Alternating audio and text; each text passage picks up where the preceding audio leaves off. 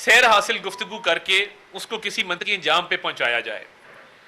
تو یہ جو مذاکرات کا عمل تیزی کے ساتھ جاری ہے اور کافی اس میں پیش رفت ہو گئی ہے. ہماری کوشش ہے کہ آج اس کو ہر حال میں مکمل کر لیا جائے, اور اس حوالے سے میں یہ سمجھتا ہوں کہ اتنی مشاورت کسی بھی قانون سازی پہ, آئین کے اوپر جو ترامیم ہے اس پہ نہیں ہوئی جو اب ہو رہی ہے. اور جیسے بلاول صاحب نے کل کہا تھا کہ ہمارے پاس دیگر آپشن بھی موجود ہیں, مگر ہم جمہوری سوچ کے لوگ ہیں. ہماری کوشش یہ ہے کہ مکمل کنسنسس کے بعد اس معاملے پر آگے بڑھا جائے, اور حتی الوسع یہ کوشش کی گئی ہے کہ کنسنسس جو ہے وہ ڈیولپ ہو تمام پولیٹیکل سٹیک ہولڈرز کے درمیان. دیگر آپشن موجود ہیں اپنی جگہ پہ, اور الحمدللہ نمبرز کا بھی ایشو نہیں ہے, نمبرز بھی الحمدللہ پورے ہیں. مگر جو جمہوری معاشرے ہوتے ہیں اور جمہوری سوچ کے جو مالک لوگ ہوتے ہیں, ان کی کوشش یہی ہوتی ہے کہ مشاورت اور کنسنسس بلڈنگ میں اپنا کردار ادا کیا جائے. بڑے الزامات لگائے جا رہے تھے, میں اس پہ اپنی بات ختم کروں گا, پھر میں حنیف عباسی صاحب کو موقع دوں گا, ہمارے سینئر پارلیمنٹیرین ہیں, جس پہ بات کریں گے. دیکھیے, خیبر پختونخوا کے صوبے کے اندر آپ کو پتہ ہے قانون تبدیل کیا گیا, رولز کو چینج کیا گیا کہ پولیس آفیسرز کی پوسٹنگ ٹرانسفر پہلے آئی جی کرتا تھا, اور اس ساری جو پولیٹیکل ورکنگ ہو رہی تھی اس دوران ہی علی امین گنڈا پور صاحب نے آئی جی سے وہ اختیارات لے کر اپنے پاس رکھ لی. مقصد کیا تھا کہ انہوں نے لوگ اپنے بند کیے ہوئے تھے خیبر پختونخوا کے اندر, اور پھر دو طرح کی, پہلے ترمیم کی تاکہ پولیس کو ملوث کیا جائے سیاسی انجینئرنگ کے اندر, اور پولیس سے سیاسی کام لیا جائے. آپ لشکر کشی کر رہے ہیں, اسلام آباد آپ آتے ہیں, آپ ایس سی او کے دوران کال دیتے ہیں. اب مجھے یہ بتائیے کہ یہ کیا تک ہے کہ آپ نے پولیس کے رولز کو تبدیل کر کے, تو آپ نے یہ کہا کہ اب یہ وزیر اعلیٰ جو ہے یہ پولیس آفیسرز کی ضلعوں میں بھی پوسٹنگ ٹرانسفر کرے گا.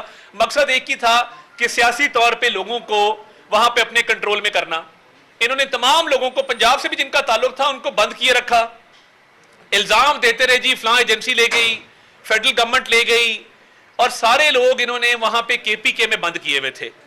اور جو ہم نے سیاست کے اندر سرکاری وسائل کا استعمال دیکھا ہے کہ جس طریقے سے آپ سرکاری گاڑیوں پر سرکاری کرینے لے کر, سرکاری افسران کو لے کر اسلام آباد آتے ہیں, تو کیا یہ جب آپ دوسروں پہ الزام دھرتے ہیں تو کیا آپ اپنے گریبان میں نہیں جھانکتے کہ آپ کا اپنا طرز عمل کیا ہے اس کے اوپر؟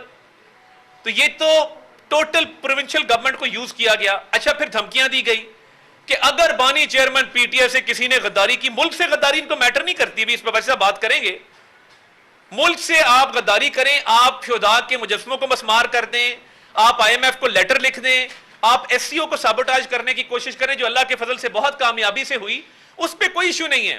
ایک میسج جاری کر دیا گیا کہ بانی چیئرمین پی ٹی آئی سے جو غداری کرے گا, جلاؤ گھیراؤ کریں گے, اس کے گھر کا, اس کے کاروبار کا ہر چیز تباہ و برباد کر دیں گے.